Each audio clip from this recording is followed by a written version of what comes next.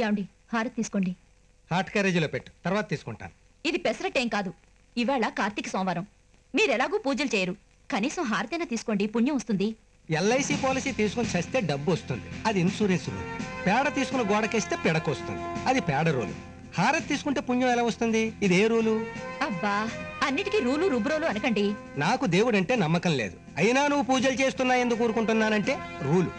భారత రాజ్యాంగం ప్రకారం వ్యక్తి స్వేచ్ఛకు అడ్డు రాకూడదు అని రూల్ ఉంది. సో నీ ఇష్టం నీది, నా ఇష్టం నాది. దాన్ని క్రాస్ చేస్తే నేను ఒప్పుకోను. సారీ. అబ్బబ్బా, ఒక దేవుడు లేదు, దండం లేదు. మీ వెర్రితో నాకు పిచ్చెక్కుతుంది. నాకు నిన్ను కట్టుకున్నప్పుడే ఎక్కింది. అంత బాధపడే వాళ్ళు పెళ్లి కాకముందు నా కోసం గోడ ఎందుకు దూకారో? నేను నీ కోసం దూకానా? బంతి కోసం దూకాను. మీ నాన్న నీ కోసం అనుకుని గొడవ చేసి బూర్లు చేసి పెళ్లి చేసాడు. వెళ్ళి కాఫీ పట్టరా. అయ్యగారు వచ్చేసా. గోడ కుర్చీవై.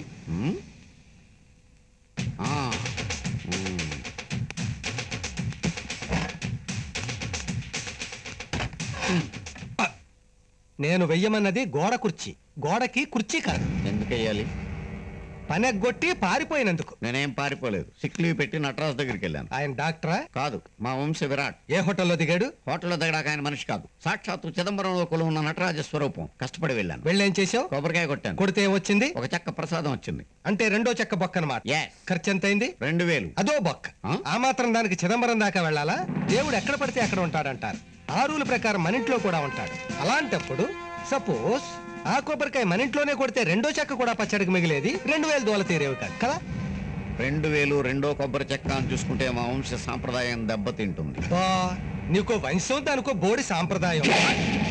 అయ్యగారు నన్నేమైనా అనండి, నా వంశాన్ని మాత్రం ఏమీ అనద్దు. అంటే ఏం చేస్తావురా? చంపుతావా? నరుకుతావా? ఏం చేస్తావురా? ఏం చేస్తావు అని నన్ను కన్ఫ్యూజ్ చేయకండి సార్. ఏదో ఒకటి చేసేయగలను. కంట్రోల్. నా బాధ ఏంటంటే నువ్వే ఒక బెల్లం కొట్టిన రాయి, ఆ చిదంబరంలోది రాయే. అంటే ఒక రాయి ఇంకొక రాయిని చూడడానికి చిదంబరం దాకా వెళ్ళిందనమాట.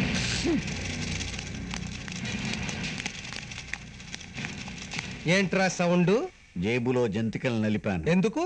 తినడానికి ఈజీగా ఉంటాయని. రూల్స్ ప్రకారం జంతికలు జంతికలుగానే తినాలి. అలా నలిపి రూల్స్ తప్పేవో రాయిచ్చి కొడతాను. అవునరే, చిదంబరంలో మీ నటరాజస్వామి ఎలా ఉంటాడరా? Very good. అలా ఒక గంట సేపు నిలబడి. నేనా? నువ్వే. నేనెలా నిలబడగలనండి బాబు? ఏ మీ వంశదైవం నిలబడగలేదు, నువ్వు నిలబడ్డానికే? ఆయన రాయండి బాబు. నేను చెప్పేది అదేనండి బాబు. నించో. ఏంటమ్మా? ఏం లేదు నాన్న, ఆయన పోస్ట్ చూసి. వాడేమన్నా తాజ్మహల్ అలా చూస్తుండిపోవడానికి? నీకెప్పుడు కావాలంటే అప్పుడు అలా నిలబడతాడు.